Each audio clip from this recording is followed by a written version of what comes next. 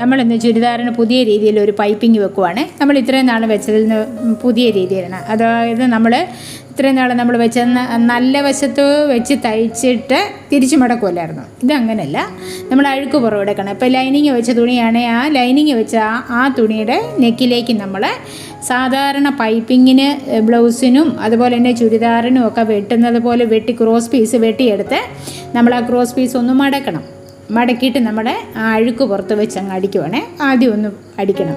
അടിച്ചതിന് ശേഷം നമ്മളത് മറിച്ചിടണം.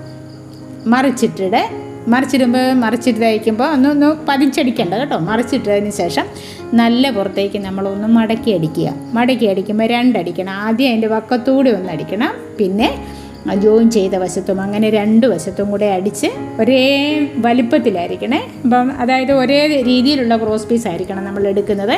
ഒന്നിന് വലിപ്പം കൂടി ഒന്നിന് വലിപ്പം കുറഞ്ഞും പാടില്ല. ഒരേപോലെ ഉള്ള ക്രോസ് പീസ് എടുത്തത് മടക്കി ഇങ്ങനെ അടിച്ച് നോക്കിയാൽ നല്ല ഭംഗിയുള്ള നെക്ക് നമുക്ക് തയ്ക്കാൻ പറ്റും. നിങ്ങളിതുപോലെ ഒന്ന് ചെയ്ത് നോക്കണേ.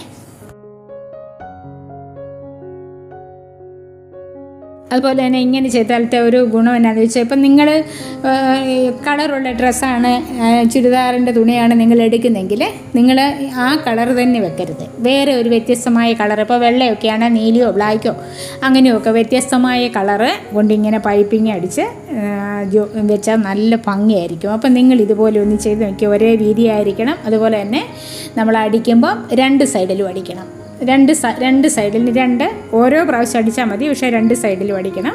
അപ്പോൾ എപ്പോഴും ഓർത്തോണം, വ്യത്യസ്തമായ ഒരു കളർ വെക്കണം. അന്നേരമാണ് അതിൻ്റെ നല്ല ഭംഗി. ഇതുപോലെ വേണമെങ്കിൽ നമുക്ക് പൈപ്പിങ് അടിവശത്തും വെച്ച് തയ്ക്കാൻ പറ്റും. അതായത് നമ്മുടെ ചുരിദാറിൻ്റെ അടിവശത്തും നമുക്കിതുപോലെ വ്യത്യസ്തമായ തുണി വെച്ച് നമുക്ക് തയ്ക്കാൻ പറ്റും. നല്ല ഭംഗിയായിരിക്കുമേ. നിങ്ങളൊന്ന് ചെയ്ത് നോക്കണേ.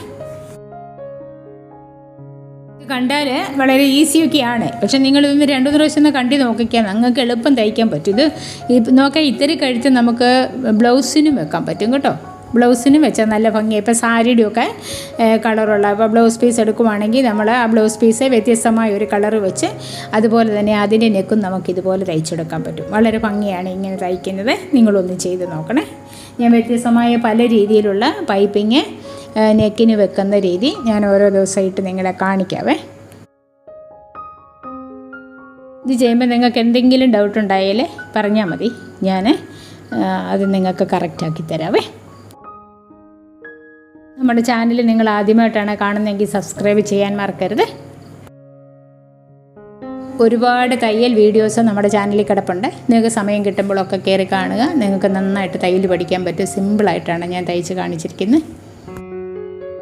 ഞാനിടുന്ന വീഡിയോ ഒക്കെ നിങ്ങൾക്ക് കറക്റ്റ് സമയം കിട്ടണമെങ്കിലേ നിങ്ങൾ ആ നോട്ടിഫിക്കേഷൻ ഒന്ന് ഓൺ ചെയ്തിടണേ.